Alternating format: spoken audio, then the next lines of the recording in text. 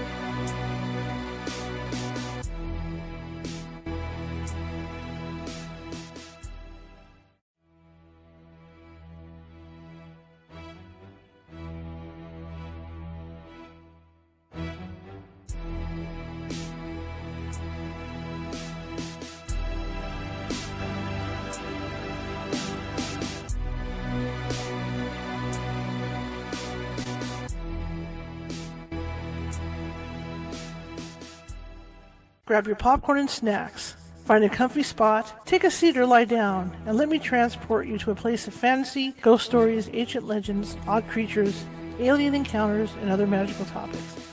You may even decide to join the conversation. From faraway lands to your own backyard, with a small dash of pixie dust. Turn out the lights and open your minds. The journey is about to begin. Well, good evening. Whoa, I forgot my light. Look at that. It's going to be one of those days already. Okay, there I am. Good evening, good evening, good evening. How's everybody doing? Wednesday, finally. Good grief. Not as tired today. I took the day off to rest. Didn't do yard work, didn't do anything. I was just so tired because I was doing the extra shows and stuff. Anyway, my name is Charlotte. I'm going to be your host for the next hour. I'm also the owner of the California Haunts Paranormal Investigation Team based out of Sacramento, California. We are 45 strong, up and down the state, which means if you do have a paranormal issue that you'd like us to check out, we can help you. It might take us a few to get to you. California is a very, very big state. But we will get to you, and if we can't get to you right away, we have psychics on staff who can call you and talk with you about what's going on in your place of business or home. That being said, welcome everybody. I want to welcome. I'm going to get in my messenger real quick, and our guest is getting ready to sign on, and we want to make sure she can sign on. Otherwise, we're going to do this over the phone. And let's see. I got to make sure I say the right one. Yeah. See if she can get in there, and if not, she'll notify me. And I will call her if need be, so we can do it over the phone. There she is. Okay. She's with us. I see her. Okay. Anyway, if you're watching from Facebook, I know a lot of you do watch from Facebook, please be sure to hit that like button and those thumbs up button if you like what you hear tonight, because what that does is that puts us higher up in the algorithm so more people see us. Also, same thing for YouTube. Thank you, whoever did the instant like button. That was a fast reaction. Also, for the people on YouTube, here, I'm going to point over here. There's a little ghost in the bottom right-hand corner. What that is that's a subscribe button for us. If you like what you hear tonight and you want to follow us some more, kindly hit that subscribe button, and that'll subscribe you to 581 videos that we have over there. And it'll also allow you to not only perceive, well, you're going to get to do it anyway, but that will allow you to be notified when we have a new show coming out or a special coming out, something like that. The other thing is I'm 435 away from 1,000. So if you could pass this on to your friends, if you like it and all that, to get me up to that 1,000 mark on subscribers over there on YouTube, I would be eternally welcome. I really would. All right. But I want to thank everybody for coming tonight. That's it. I'm going home. Kidding. I want to thank everybody for coming tonight. And if you're watching from Facebook and you like what you see, hit that follow button. Especially if you're watching from Ghostly Events page or the California Haunts radio page. Yeah, hit that follow button because I'm always looking for followers. You can also follow me over on Instagram. I'm under Ghosty Gal on Instagram. All right. Not only that, I'm over at TikTok under California Haunts, and I'm also over at Twitter under Cal Haunts. So you can find me just about everywhere on the web. Just type in California Haunts or California Haunts Radio, and we pop up everywhere. Anyway, tonight we're going to be talking about something that's near and dear to my heart, and I enjoy talking about this stuff. We're going to be talking about the Dogman, and we're going to be talking a little bit about Sasquatch. And my guest tonight, I heard her on the other guy's show, and she was such a great guest. That's why I wanted to get her on. And so I emailed a letter out to her right away to see if she would be willing to come on. And she said yes.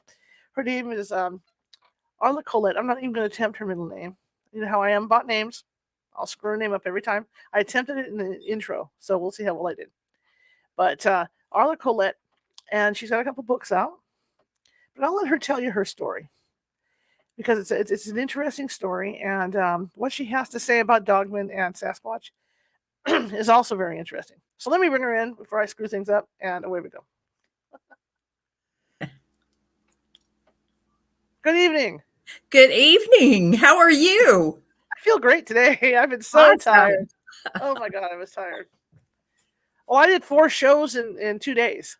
Oh my goodness. So by the time I got done, I was just like, I couldn't even think straight. Yeah, I can imagine. So how do you say your middle name? It's pronounced many different ways. It's a Celtic name. Okay. So actually my name's Arla Cailleach Williams. Okay. Williams being my legal name, but on Facebook I go by Arla Cailleach Collett. So okay. See, I knew I'd screw it up, and I did. But so Arla's good. I'm good with Arla. Arla's good. Arla's good. Tell me about you.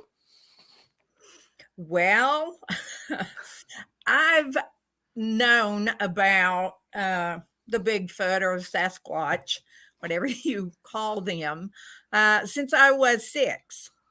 And that was when I had my first full on face to face encounter. I was at my grandmother's and I was playing in the dirt with some sticks and stuff sitting on the ground. And I heard somebody walk up and I thought it was my grandmother. But when I looked up, it was a young juvenile male. And we just stared at each other for a while, like kids do. And after a little while, he turned around and walked off. And when he did, I jumped up and went in and told my granny what I'd seen. And I said, "What was that?" And the only thing she said to me was, "What do you think it was?" So she taught me about them through the years. She never tried to influence me on thinking about anything. She wanted to hear what my perception of what I was seeing was. And then after a little while, she started to teach me about them. She grew up in the mountains in Arkansas. And so she knew as well. My question to this is that she knew about them, for like you say, from being in the mountains of Arkansas. Why do you think that your family in particular saw them? Well, a lot of it has to do with who you are. Okay. And as far as the type of encounter that you're going to have. I am so much like my grandmother. I was in the woods and running off.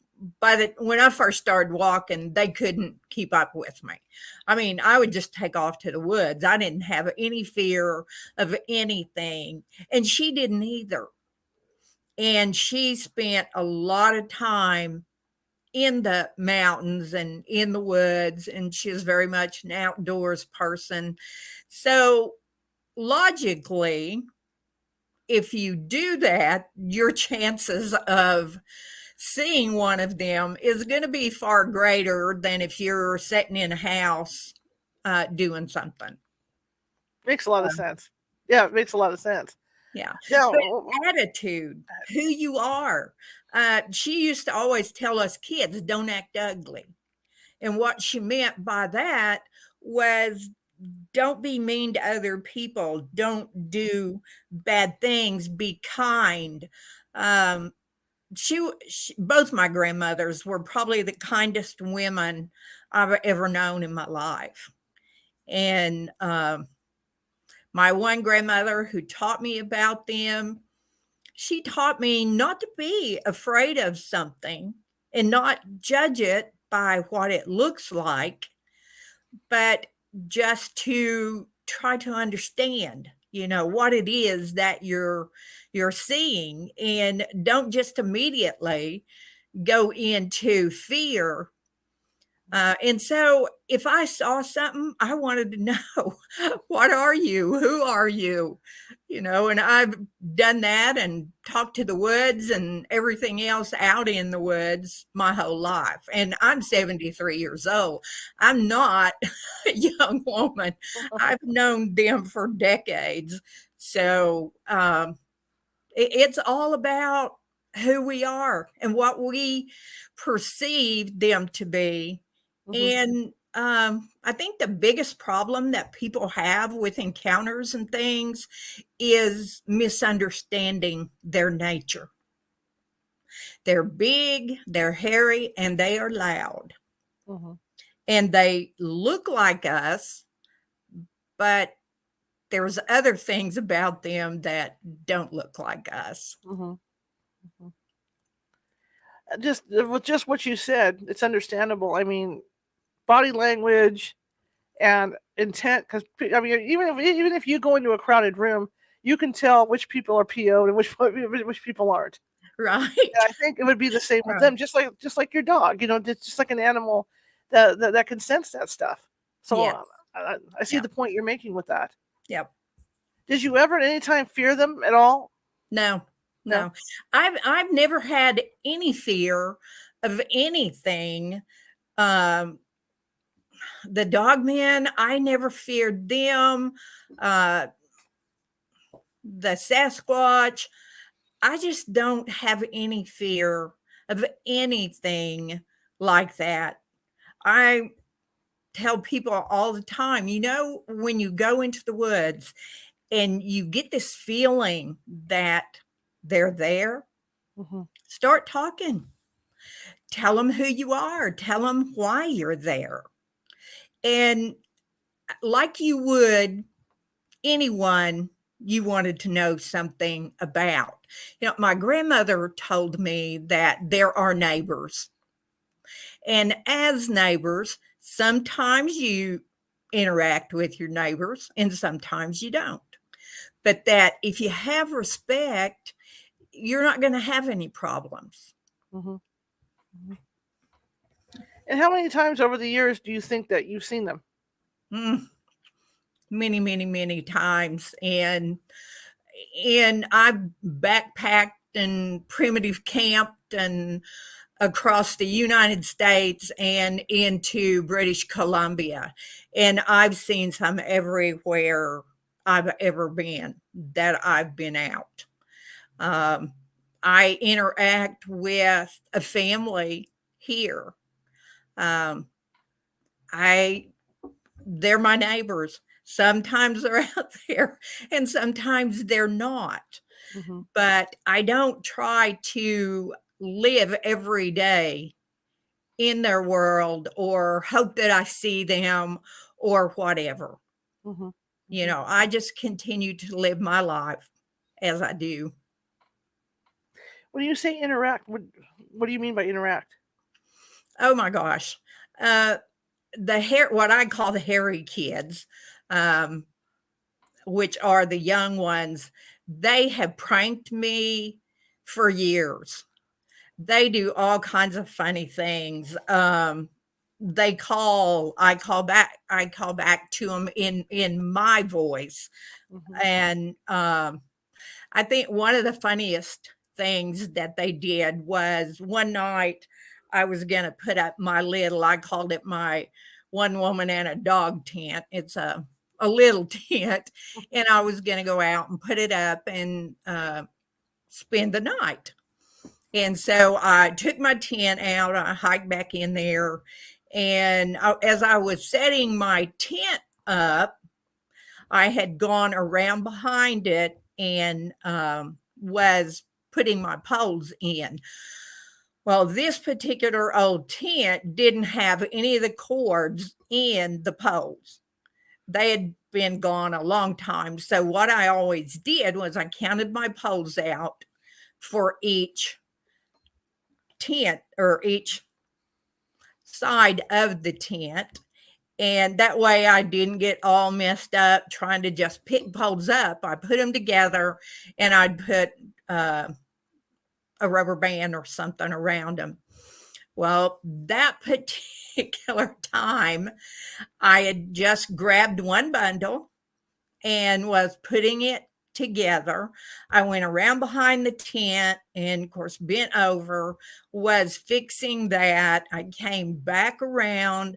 I picked up another bundle and I just started putting it together.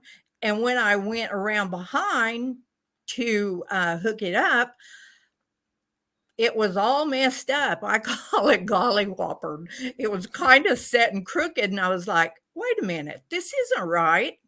So I noticed that it was missing a pole. Well, I keep tent parts. And so I thought, well, I'll just have to hike back up and get one of those. And then I'll bring it back and see if I can make it fit and work. So I did that.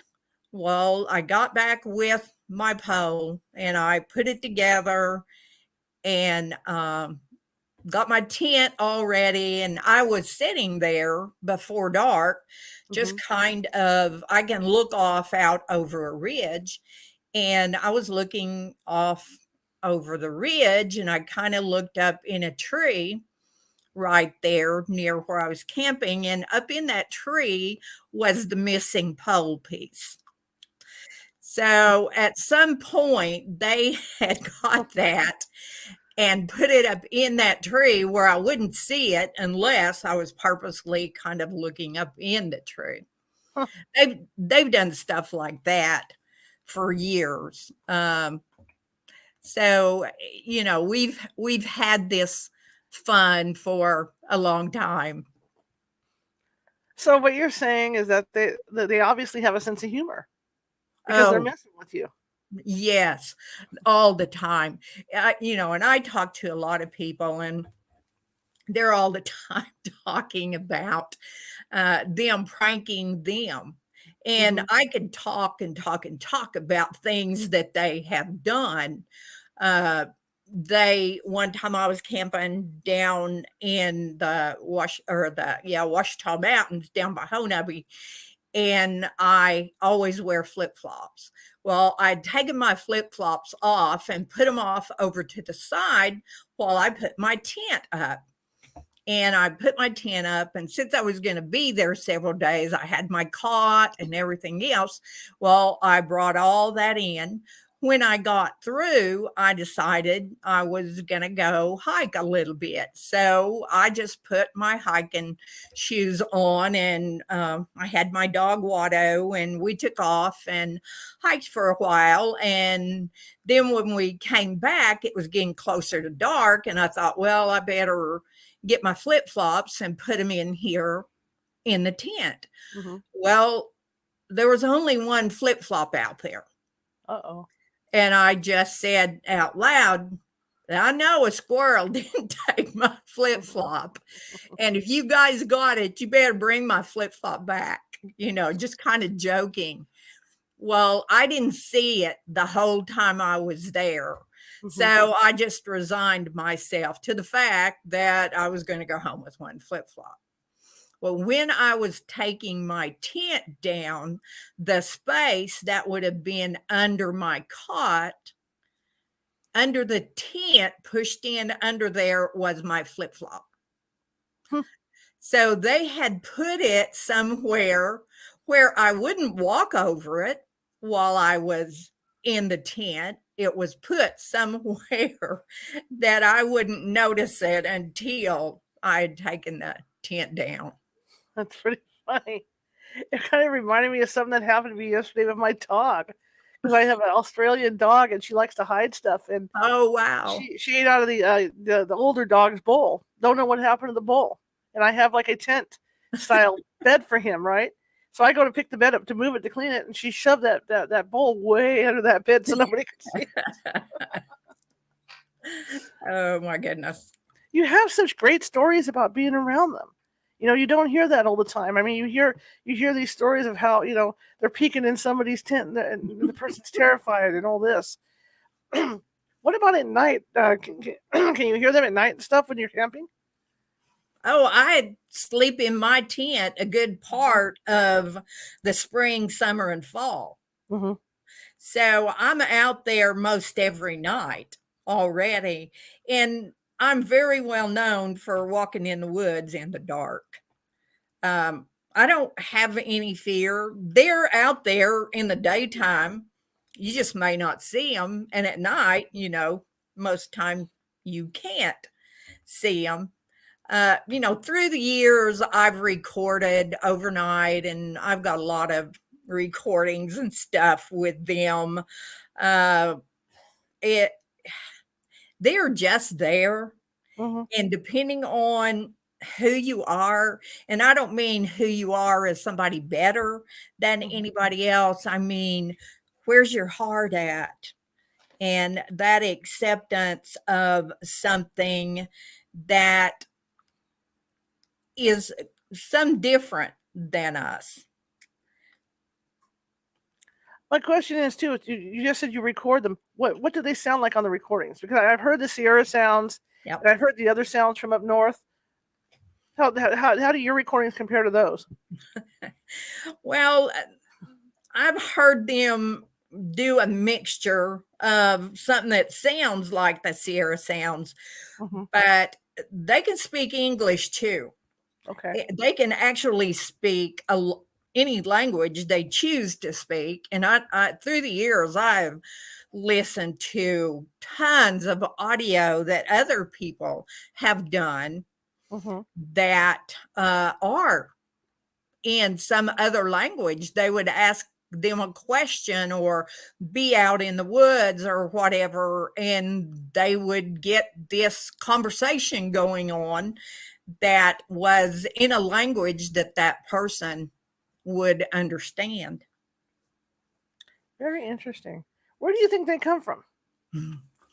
Well, they came to this earth long before we were ever put here. They came from the stars, like most everything here did, as far as we're concerned. They came here, it was by choice. And they are basically here to help us humans and to help us to understand ourselves. I tell people all the time, you think you're learning about them when you start this connection or when you're getting all the information you can get about them. You think you're learning about them, and you are, but the full truth is you're learning about who you are as well. And that progression with them comes from being willing to look at yourself and accept that some of the things we think might not be just exactly as it is. Are we willing to entertain that maybe what we're thinking is not exactly right? Are we willing to look at that? Or do we just say that can't happen? Are they as curious of us as we are of them? Oh, yeah.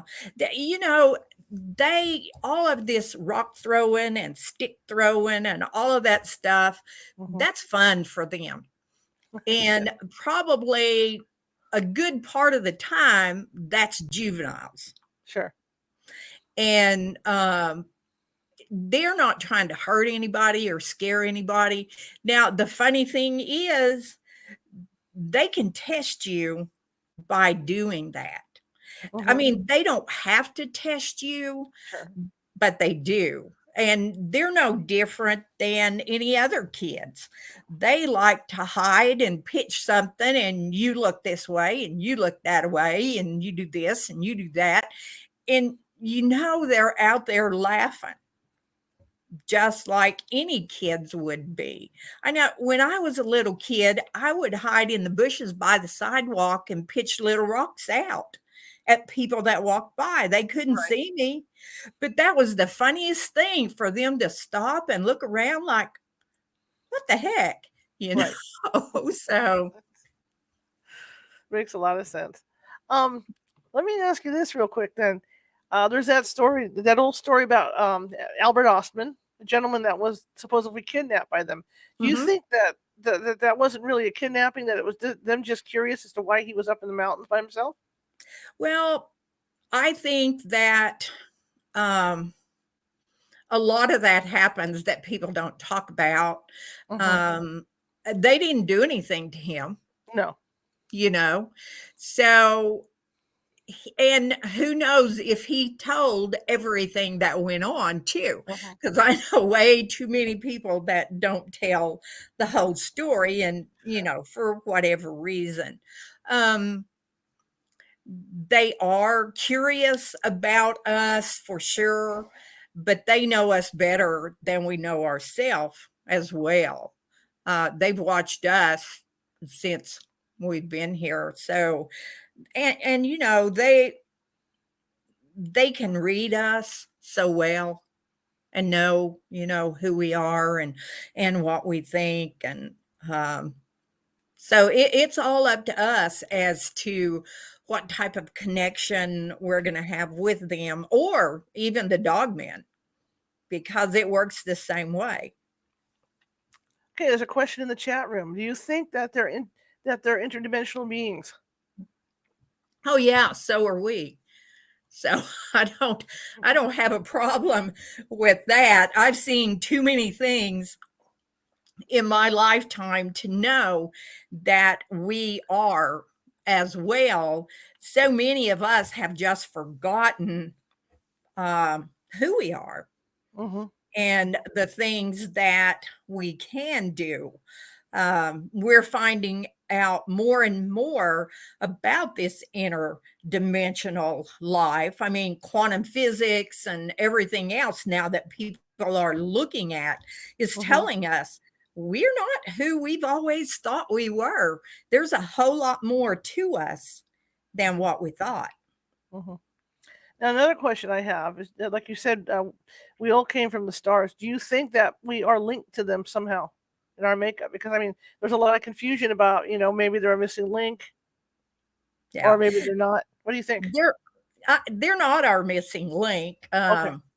I don't think we have a missing link, actually. I think we all came and evolved in different ways, and man's finding out so much more now than he has in probably quite a while. But we are connected to them. Sure. We're connected to everything, not just them. There's no separation between any of us Mm-hmm. on this earth at this time, or even the Star Nation Okay. people. Are we blood family? I believe that, yes, there are some that are, not all of them. Mm-hmm. But there's really no difference in them, even if that is so or not. And, I have people all the time, well, who are they? Who are they? Who are they? I'm not so concerned about who they are or where they come from. I know what I've been told, but I'm concerned about today. What are we doing today? How am I going to understand what it is they're bringing me today? Sure. Sure. I guess it kind of goes in line that maybe they're watching to see what we're doing with the environment. I mean, that's their thing is the environment. So Oh, maybe that's part of what they want to make definitely. sure is we don't destroy the environment. It's kind of like the aliens that are coming here and watching us because of our nukes, because they don't want us to blow ourselves, Yeah. to smithereens. And it is just part of the humans' growth in understanding who they are to get through all of this. But it seems like we've got so many helpers out there who are trying to help us, be better. Lots of elders and lots of indigenous tribes around the world have told us that they come to help us to be better. Mm-hmm. And there was one story that was told. There was an indigenous man, and he wasn't living good. He was lying. He was cheating on his wife. He was doing a lot of things he shouldn't do. And one night, a Bigfoot came and showed himself to him, and so the man, then he went to one of the elders and he told him what happened. And he said, why did he do that? Why did he come to me? And he said, he was telling you to forget about it. Mm-hmm. And Imahawksy means forget about it. Forget about what you're doing. Forget about your lying. Forget about your cheating. Forget about all the disrespectful things that you're doing. They are definitely earth keepers, and they care so much for this place. They chose to come here. Nobody made them come here. And they love this earth. And by them teaching us and helping us to understand, we began to want to be better stewards of this place that we live. Of course, that's understandable. Going back to the interdimensional question, there's reports of people that see them appearing out of what appear to be blue, like blue light, or disappearing into blue light. Have you seen Yeah. any of that at all? Yes. It's very interesting. Through the years, I've seen so many things. A lot of people call orbs and, different things. And it's a mode of travel. It's a change in vibration that gives you a different mode of travel. I've got a friend that had done, he was videoing one night, just had his camera set up when we were out in the woods. And on that film, there it looked like these huge round balls of light were coming in through the woods. Uh-huh. And as they did this, they would disappear and you would hear this crunch like someone was sitting down. And I've had people, been with people in the Kaimishes where there were, oh my gosh, there were so many. They were like soccer ball size. And one of the women was having a problem with them having flesh and blood. She was totally that these were spirit beings. And she was standing off over at the edge of the tree line in the meadow. And there was one there, and they were in this orb. His face was showing. And all of a sudden, the orb just went away, and he was there, and she was just totally overwhelmed that they came in as the orb. Now, I've been told Kashima, who is what I call my teacher, he is one of the ancients of the Sasquatch people. And I asked him one time, someone had asked me to ask him about all the orbs that they were seeing around this particular place, if that was them.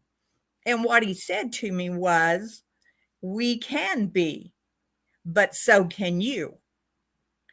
And so he just basically said, we have that ability. We just have forgotten for the most part.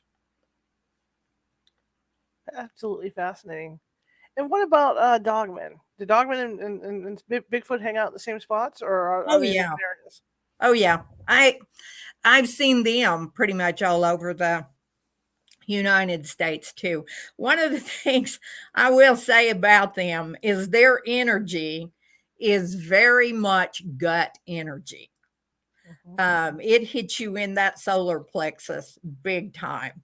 And that's your flight or fight place. That's where all of that comes out.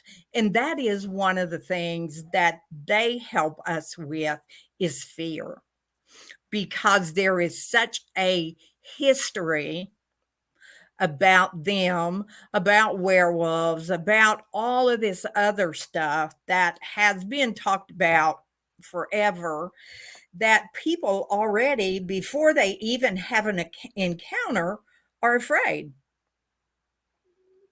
So how Because do they feel about that? how do they feel about Yeah, that? do you know? It's what they do. I mean, as far as helping us to process our fear.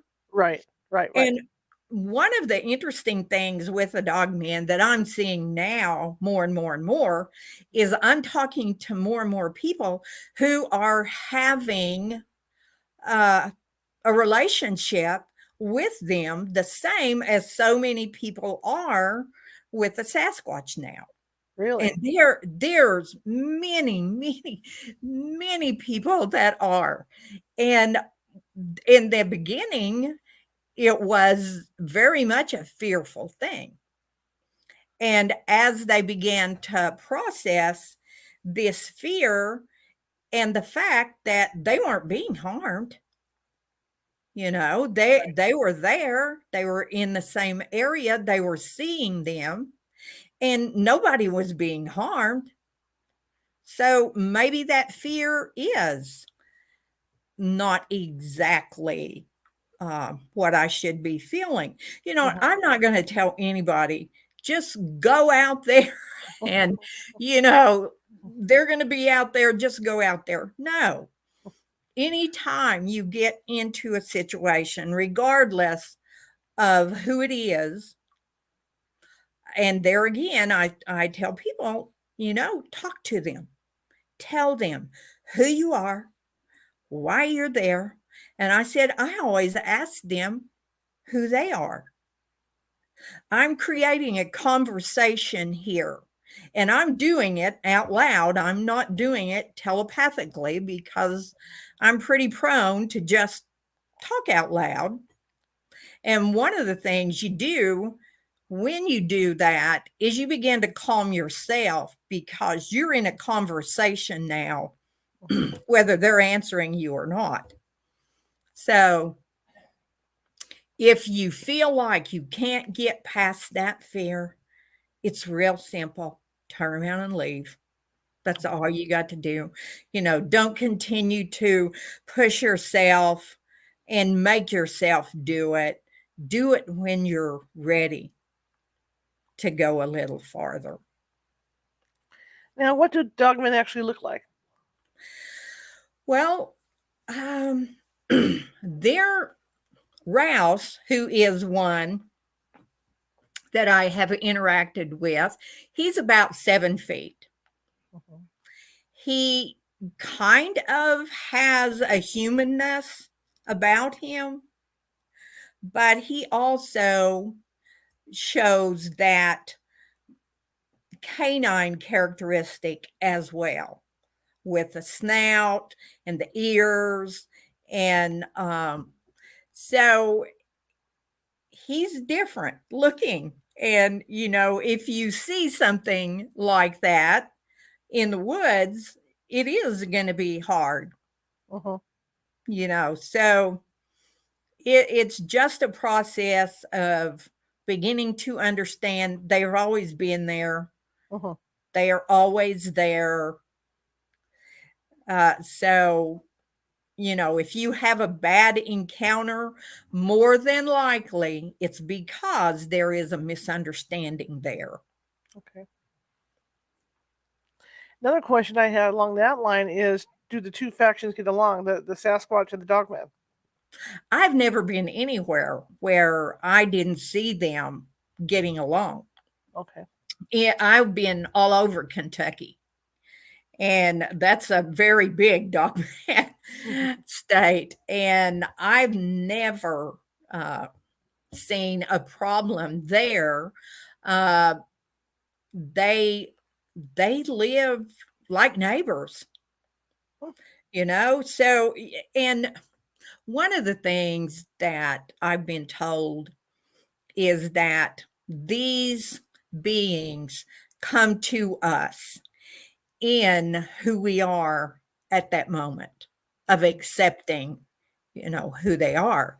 Mhm. And we have the choice to let go of any preconceived ideas and begin to understand and to grow. Now, you don't have to do that, but if you can open your mind and not believe everything you've heard about them. Right. And there is so much out there now about, and especially the dogmen now. It's not quite as bad with a Sasquatch as it used to be. But fear promotes fear. Mhm. And another thing is fear sells. People like that. They want to be scared. It's just like they're looking for that adrenaline rush. Right. But if you want to know anything about them, don't listen to what someone else says. Don't listen to me. Take yourself out where the possibility is that you're going to have an encounter, and be respectful. You're going into their home where they live. It's also our home, but it is where they live. We are usually just visitors into that area. And begin to try to understand what's going on. Get past that idea of what they look like and Absolutely. what you've heard, and just begin to understand for yourself. Mm-hmm. And I'm talking to several people now who have done that. There's some of them are still not there. They're still like, I just don't think I can be out there after dark, especially by myself. Mm-hmm. And so you just have to do it as you can do it. And Mm-hmm. always remember, they've always been there and they're always going to be there. Question in the chat room is, do they have any fear of humans? You know, they don't have to fear us Mm-hmm. because they can take care of themselves in whatever way they need to take care of themselves. The dogmen are interdimensional too. So they're pretty adept at taking care of themselves. What they do know is that we are a very disrespectful species. Mm-hmm. And we tend to not care too much about this place where we live. Mm-hmm. And the only thing that we can do to them is what we do to ourselves in not respecting this earth and taking care of it. Absolutely. I can understand the concern for that. And I mean, there's a lot of people out there logging that don't care. I'm glad they put the laws in finally, to control how many trees are going out that they have to replant in and all that stuff. Mhm. Because I mean, if we were left to our own devices on that stuff, there'd be nothing left. We'd just destroy everything. Right, right. We would use every drop of water, Right. and that one of the things Shima told me years ago was humans don't respect the air, they don't respect the water, they Mm-hmm. don't respect the earth, they don't respect each other, and the worst is they have no respect of themselves. And what he was talking about is we are not respectful to others. We're not respectful of realizing that the air is our relative, the water is our relative. We can't live without them. Mm-hmm. And yet we disrespect them by doing the things that we do. But to disrespect yourself is the main thing. If you have respect of who you are, Mm-hmm. then you're not going to put yourself in a space of being disrespectful. And that's the whole thing, being disrespectful. What do they eat? What types of food? Well, if you look at the earth could feed us. Mm-hmm. There's indigenous people forever. They lived off the earth and what was there. They can do that as well if they choose to do so. Sure. So it's um it's that thing of what they want to eat, Mm-hmm. the areas that they're in.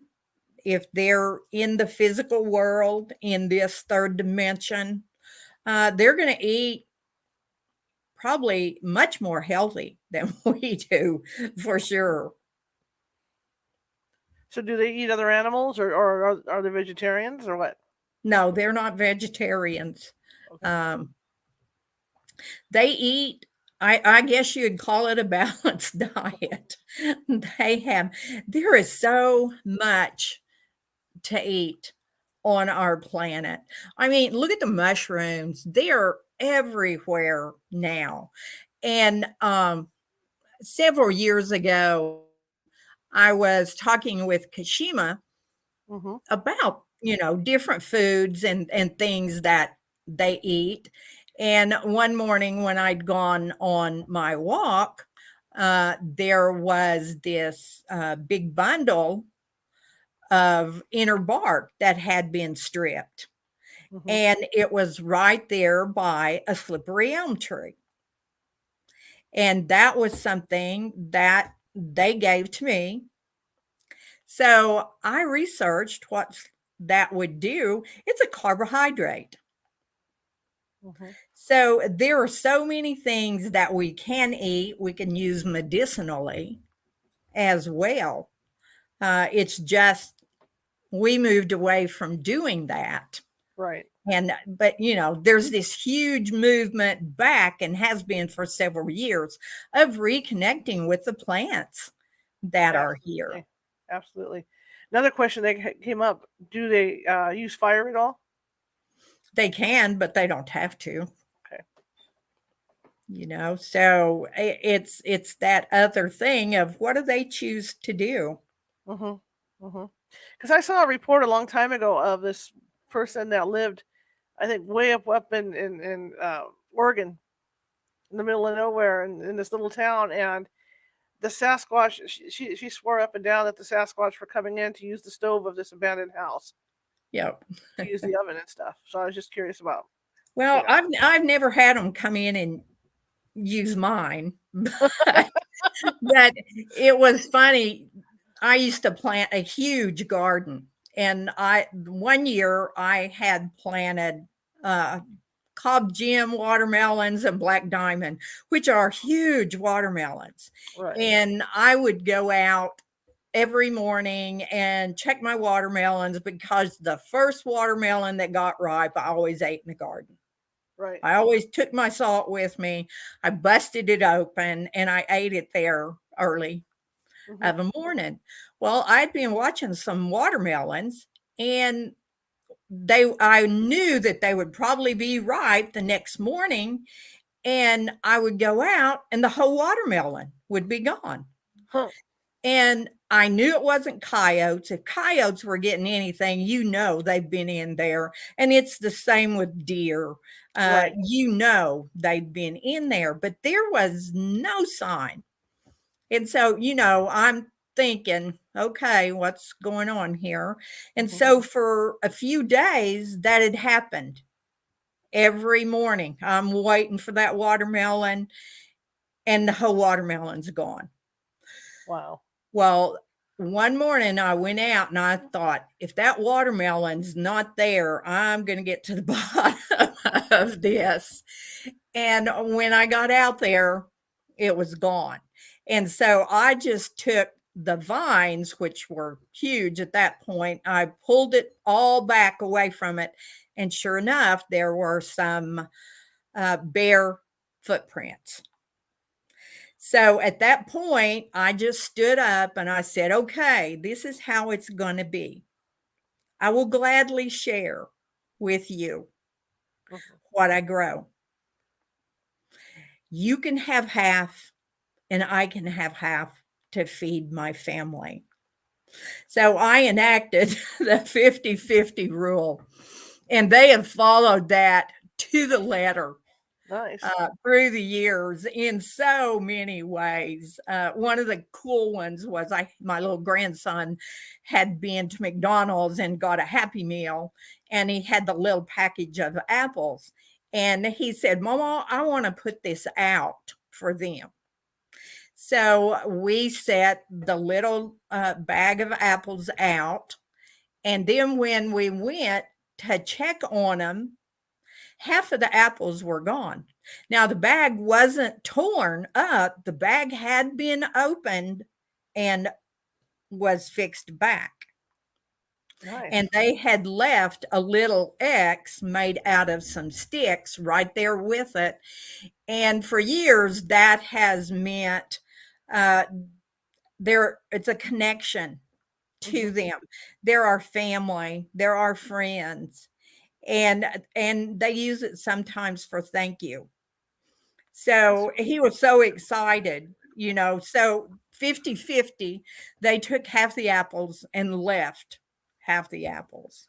that is really cool. Another question: do they have a scent or smell? Sometimes, sometimes they don't. They can do it at will. Hmm. But like us, if we've been busy doing something and, we're all dirty, hot, and sweaty, we're going to smell. Hmm. But one of the juveniles that's here, I call him Blue. I had a friend here from Kentucky, and we were sitting outside, and I'd heard them off over in behind some briars and stuff where they would come out. And Blue was out there, and he started skunking us with that smell. And we would say, "Stop.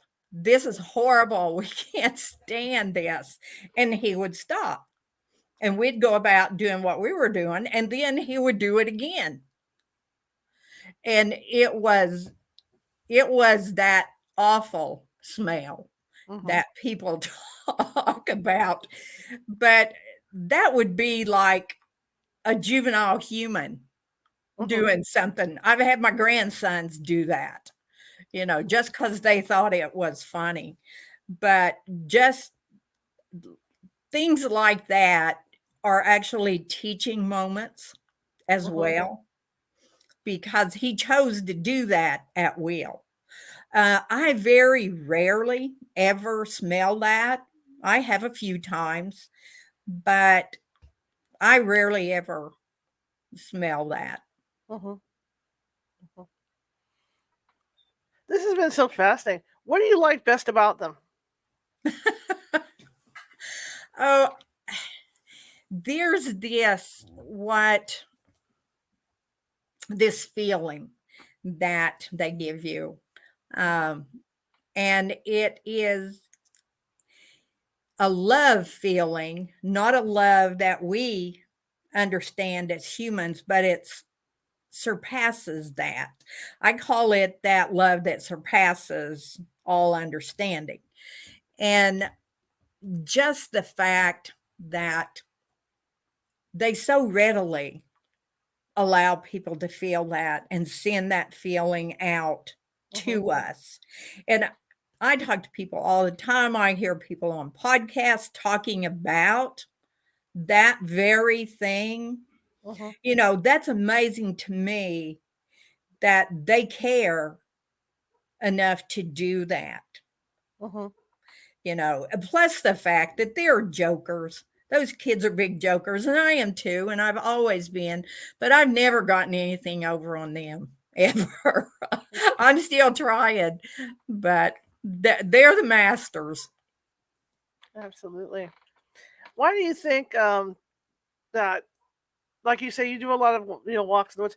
How can how many do you think there are around us that we don't realize? Because a lot of the scientists and people, or, a lot of these investigators think that there's so few of them.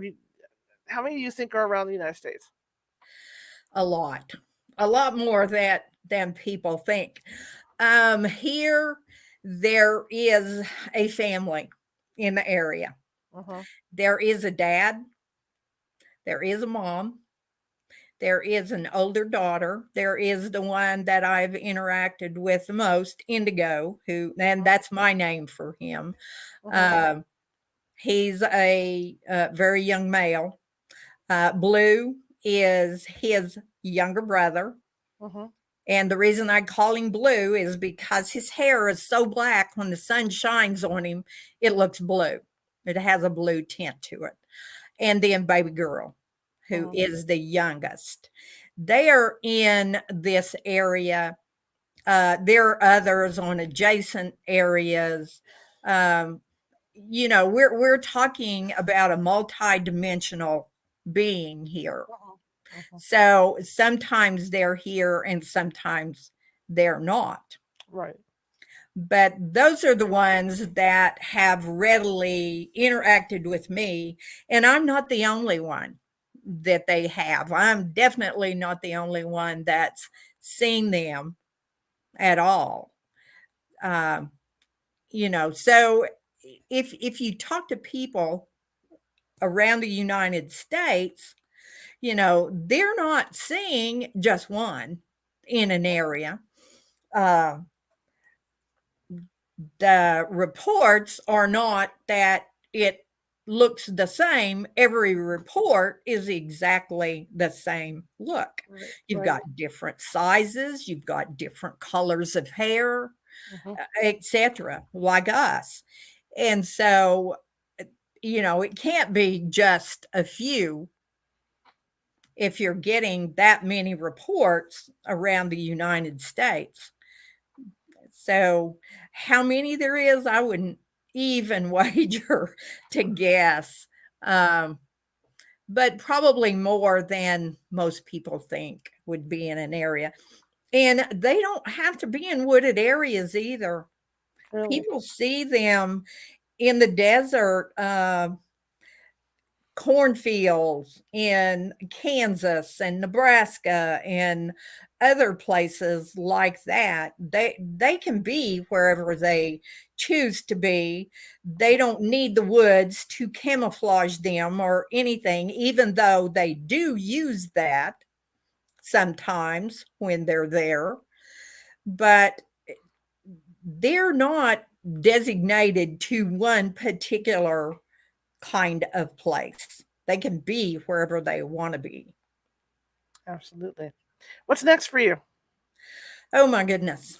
Well, I guess just doing what I've always done.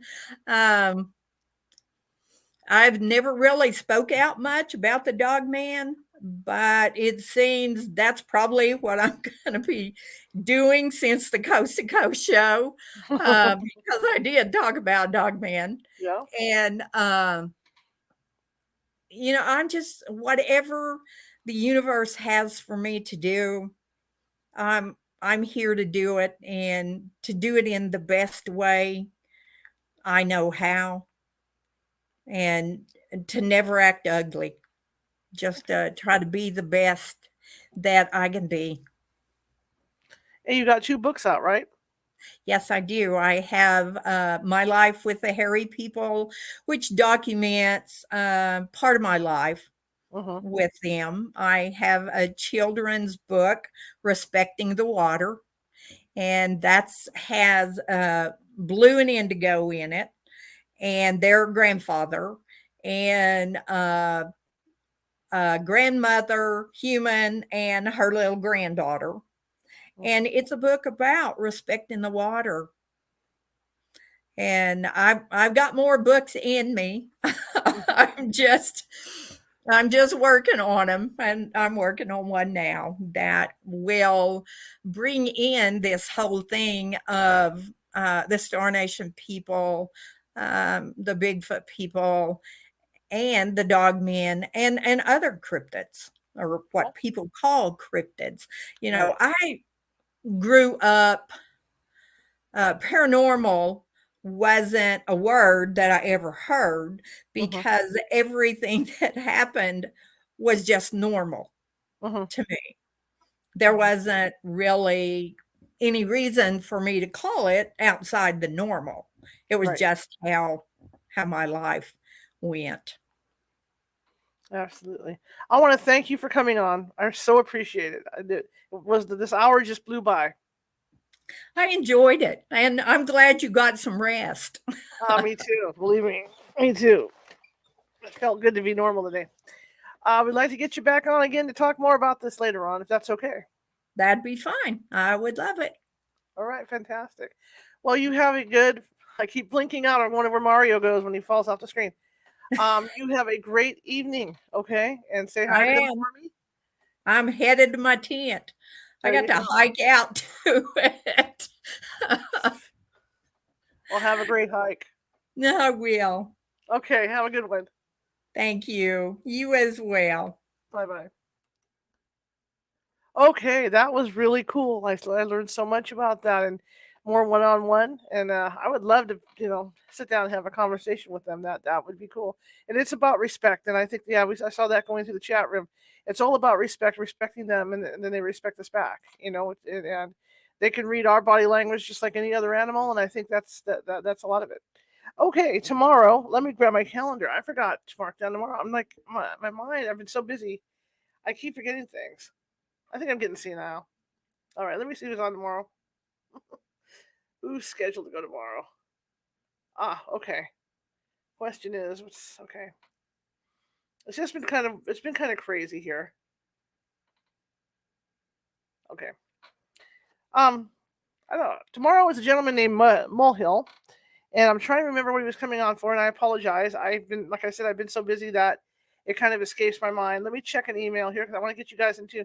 I don't always forget, guys. I'm sorry. It's just been so wild for me the last couple days, the last 3 or 4 days that I keep forgetting things. Let's see. Anyway, I want to thank everybody for coming and for listening tonight. Well, I guess it's a surprise. Gentleman named Mud. You know where I can get it. Hang on. I look at my own teasing. I know you guys are probably like laughing at me. You think I'm a ditz, but this is just one of those things. And of course, Facebook's doing weird things. Okay, let me look and see what we got going. Bear with me for 1 second, you guys. Bear with me for a second.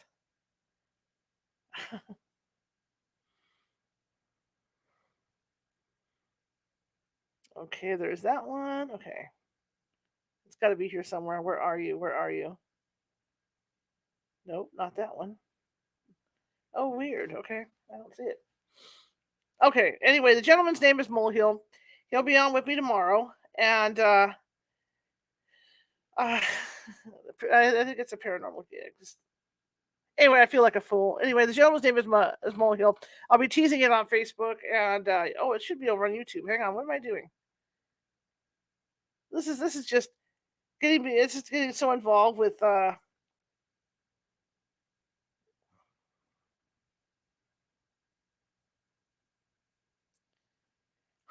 okay, weird. I don't even have anything listed for this gentleman. All right. Anyway, tomorrow should be Mr. Molehill. I'm. It might have been a last minute booking that I did. Anyway, I want to thank you guys for coming. And if you like what you hear, share it with 5 people. If you hate what you heard, share it with 5 of your enemies. We're equal opportunity here at California Haunts Radio. Again, if you haven't subscribed and you're watching from YouTube, please feel free to do so. We have shows every Sunday through Friday, and Sunday is a day that we read a paranormal themed book. And it goes all the way through. And then Friday we meet with medium Nancy Matz to talk about everything ethereal. Right? That's what we do. But anyway, I want to thank you all for coming. And if you aren't following us on Facebook, please do so. And I will see you tomorrow at 6:30 p.m. Pacific. Okay. Have a great night, and hasta.